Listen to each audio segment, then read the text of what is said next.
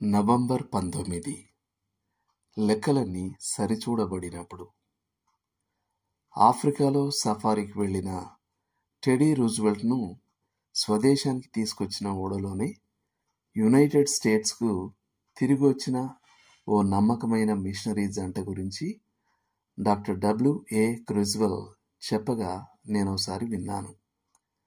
Rave వద్ద రూజ్వెల్ట్ను చూడాలని, ఫోటోలు తీసుకోవాలని చాలామంది విలేకరులు, ఫోటోగ్రాఫర్లు వేచి ఉన్నారు.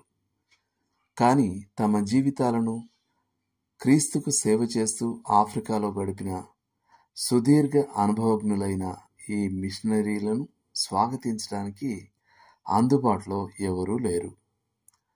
ఆనాటి సాయంత్రం సాదాసీదాగా ఉన్న వారి హోటల్ గదిలో ఆ జంట న్యూయార్క్కు తాము చేరుకోవడాన్ని మరోసారి గుర్తు చేసుకున్నారు. భర్త కాస్త మనసు చేదెక్కి ఉన్నాడు. ఇది న్యాయం కాదు. మిస్టర్ రూజ్వెల్ట్ ఓ వేట యాత్ర నుండి తిరిగొస్తే దేశమంతా అతన్ని కలుసుకోవడానికి బయలుదేరింది. ఏళ్ల తరబడి సేవ చేసి మనం స్వదేశానికి వస్తే మనల్ని పలకరించడానికి ఒక్కరు కూడా లేరు అన్నాడతను తన భార్యతో. కానీ అతని భార్య దగ్గర సరైన సమాధానం ఉండింది. హనీ, మనమింకా స్వదేశం చేరలేదుగా. నా సొంత ప్రయాణాల్లో నేను నా హృదయాన్ని బద్దలు చేసిన పరిస్థితుల్ని ఆయా స్థానిక సంఘాల్లో చూశాను. సంఘం ఎదగాలని త్యాగపూర్వకంగా ప్రయాసపడుతున్న నమ్మకమైన కాపరులకు మెప్పును సంఘ సమాజం కొద్దిగా ఇవ్వడం లేదా అసలు ఇవ్వకపోవడం నేను చూశాను. వీరిలో కొంతమంది తగిన దానికన్నా తక్కువ చెల్లించబడి అవసరమైన దానికంటే మించి పనిచేసేవారు.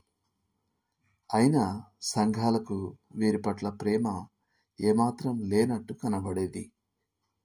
కానీ వారికి బదులుగా వచ్చిన వారు మాత్రం రాజుల్లాగా చూడబడ్డారు. బహుశా మీరు కూడా మీరు నమ్మకంగా ఉన్నందుకు ఉపేక్షించబడుతున్నారేమో. నిశ్చయంగా క్రీస్తు న్యాయపీఠం వద్ద లెక్క సరిచూడబడుతుంది. దేవుని వాక్యం నుండి, మిక్కిలి కొంచెంలో నమ్మకంగా ఉండువాడు ఎక్కువలోనూ నమ్మకంగా ఉండును. మిక్కిలి కొంచెంలో అన్యాయముగా ఉండువాడు ఎక్కువలోనూ అన్యాయముగా ఉండును. లూకా 16:10. పరిశీలించండి.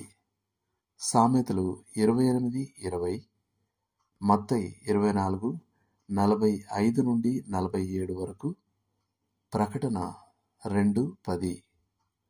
చేయాల్సిన పని. మీ భజన కీర్తనల పుస్తకంలో, ఒకవేళ అది ఈరోజే అయితే అనే పాట వెతకండి. 3వ చరణంపై ప్రత్యేకంగా ధ్యాస పెట్టండి. మీ పట్ల దేవుని నమ్మకత్వానికై ఆయనకు కృతజ్ఞతలు చెల్లించండి.